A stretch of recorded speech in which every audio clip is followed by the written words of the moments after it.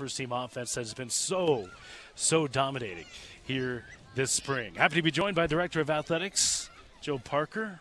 Joe, great to have you. I've got to be honest with you. This is a really, really fun atmosphere. It is. Brian, it is. Mark, good to see you, too. Oh, how you doing there, Tell boss? you what, this has got to be the best radio booth in the nation. I love it. I mean, this is really cool. Got the Rocky Mountains behind us, got campus in front of us. You get views everywhere here. We like to call it our radio scaffolding. But no, this is great. You got to paint the picture, brother. That's right. This is outdoors. I love it. It is good. It is, yeah. It's you get all the amenities I know here that we're going to get at the new stadium as well. That's a great thing, though. Here we are at the Lagoon. Football on campus here at Colorado State University for the first time since 1968. And you just look a little bit to the south, and there she is. No, I know. It's beautiful. And everyone that's been able to kind of go through it recently especially, it's lifting the energy.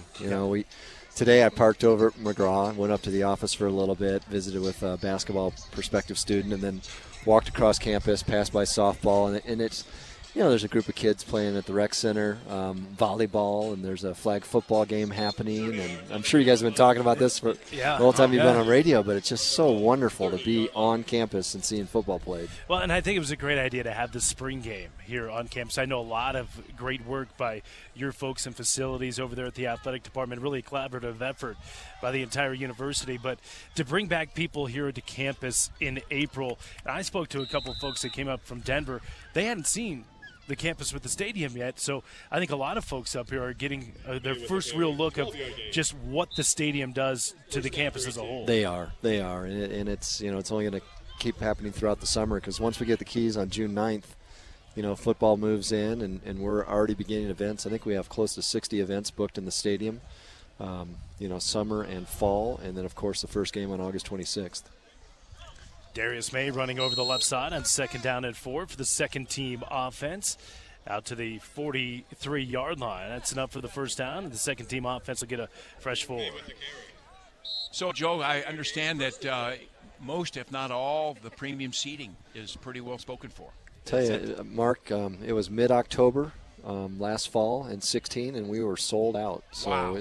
We beat our pacing model by 2.5 months, so that was exciting for us. We were hoping to get it done before the end of the calendar year, and we're able to wrap it up before. And David Crum and the Ram Club team have done a remarkable job in really building the right relationships to get people committed to those seats. For the Ram fans, who there will be a lot more get tours of the stadium, get a chance to see the stadium. The premium seating is spectacular. Oh yeah, every part of it is. Every seat is great.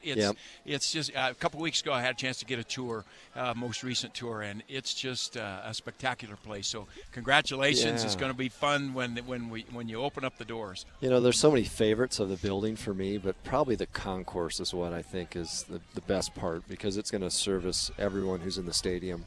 And in such a different way from what we've had at Hughes. That's going to be the point where people really realize that it was necessary. We had an aging facility. You can always kind of think when it's your house, you don't necessarily need new paint, and you kind of get used to the way it looks, and then suddenly when you have something new, it's like, yeah, gal, we really need this.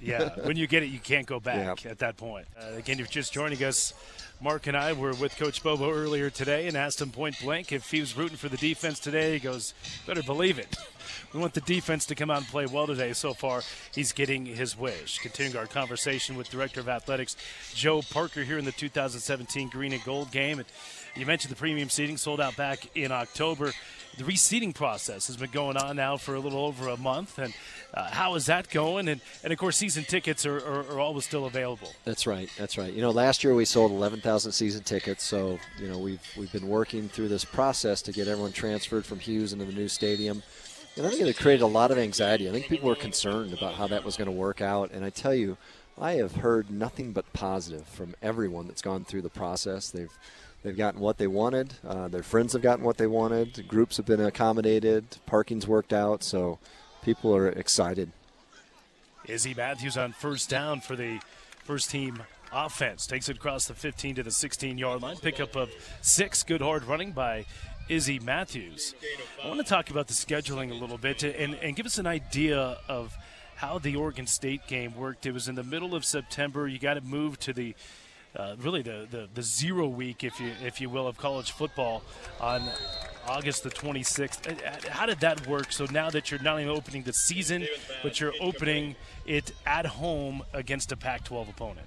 Yeah, so, we never anticipated when we got the conference schedule that there wouldn't have been a bye week planned in. And, it's something that can happen to any school in the Mountain West, and it just happened to us this year.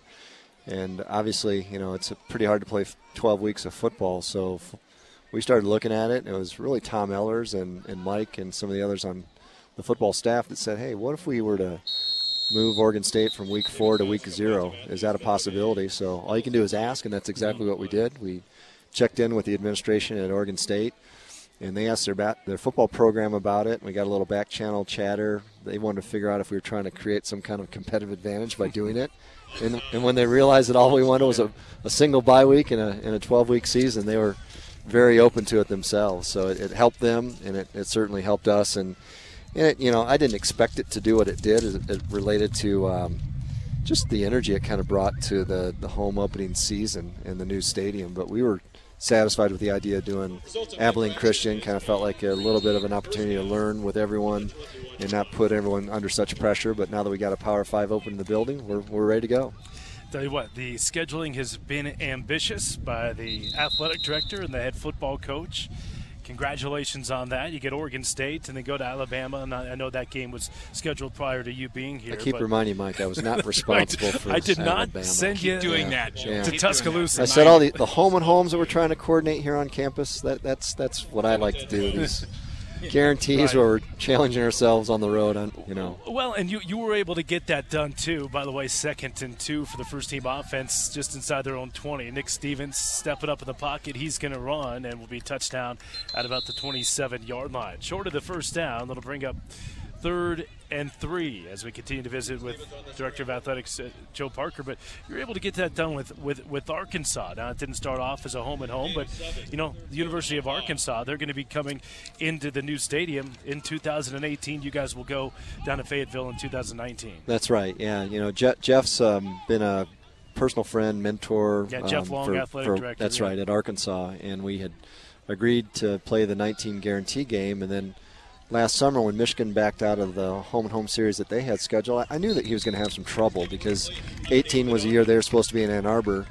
So I just pinged him and said, if we can be helpful, let me know. So he started kind of – That's how you phrase it? Yeah. If we could be of any assistance. Yeah, so he started kind of looking at what other options they might be able to generate, and there didn't seem to be anything that made sense. And it was kind of late, to have that happen to them. Understand Michigan's motivations for sure. But we had week 4 open in 18, and so we had to do some things to get week 2 open, which was the weekend that the SEC had cleared for them. And then we did get an exemption to be considered their Power 5 non-conference opponent that year. So it worked out well. Joe, scheduling is got to be always at the top of your list, football scheduling. And to me, that when I had your job for a couple of 3 years, that was a difficult thing for me. And it's really who you know and the people that you've been around that can help with this kind of great scheduling. Congratulations. Yeah, thanks. Such good scheduling because I know how hard it is. Well, I give a ton of credit to Mike because he's open to creativity, he's open to challenging, and he understands that we want to try and bring high-quality non-conference opponents here to campus, especially with the investment on the stadium. So that's been a big piece. The other piece is just the quality of our community. The teams that are familiar with, the administrations that are familiar with Northern Colorado and Fort Collins, I mean, they view it as a destination, and they love the idea of bringing their fan bases here. So I've got to give kudos to everyone here in Northern Colorado that makes it a hospitable environment for those folks. But then, the relationships have been helpful too. A couple final thoughts before we let you go, Joe. And again, by the way, CSU is home and homes with Vanderbilt. In fact, 2-2 with Vanderbilt. Home and homes with Texas Tech and Arizona in the sport of football. But, I mean, here we are on campus enjoying this great day. And the stadium, you guys will be moving in June. And obviously in August, and August 26th, the opener. I mean, how much fun is it right now for you leading Ram Athletics? It is. It's a ton of fun. It really is. A lot of work, I know. I've got in it, and we have such a great team on board in our department. I mean, everyone is just pulling the rope in the same direction, and we're excited about how the fan base is responding to this as well. Tell you what, saw that picture of the turf on the field.